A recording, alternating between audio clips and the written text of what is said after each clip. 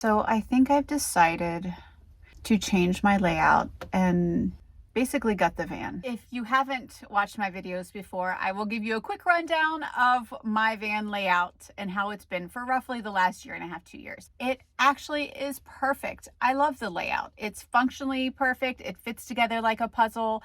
I really have no complaints. However, I'll start with the good. The good news is that I was fortunate enough to have an appointment with Patrick from New Jersey Outdoor Adventures for a van tour. When I said there was bad news, here's the bad news. I get back from my trip. I realized my Bluetti battery in the back that powers my heat, fans, all my electrical outlets, it's dead. Don't know what's wrong with it. Which then led to the second snafu, is that in order to get that battery out, I have to get it out of the box that my builder made, which means my entire bed has to come completely disassembled out of the van so I can open that box. And then once that happened, I realized that OGA, my builder, had also for some reason looped some of those electrical cords through the handles of the Bluetti, out of the wall, through the two handles, back into the DC to DC converter. So it's all locked up. I'm not an electrician. I was a little bit worried. Well, I was a lot worried about that. I did not record it. My neighbor came over. I said, hey, before I kill myself or call an actual electrician to do something that I think is very simple, all I need are these cords removed from this box, undone from my Bluetti, and then reattached. Ultimately, it's pretty much that simple. We had to cut them. They don't just unravel how I thought in my head. But he came over and made sure everything was, not a live wire. Cut those for me. They do remain cut. I won't even show you the mess. Well, you've kind of seen it. They are still cut. They're not reattached back to that.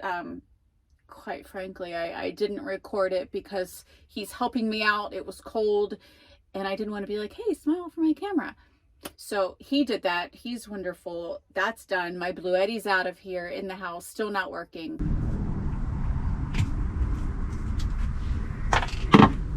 Okay, so now we have the red and the black.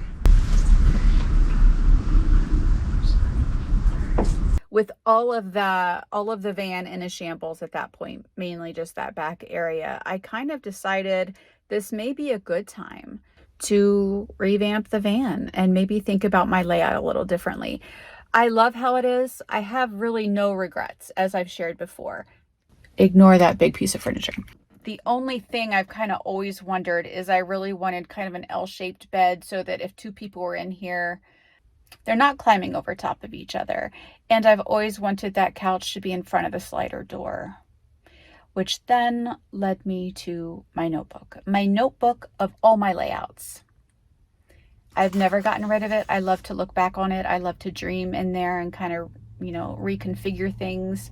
And I may have found a good option for me.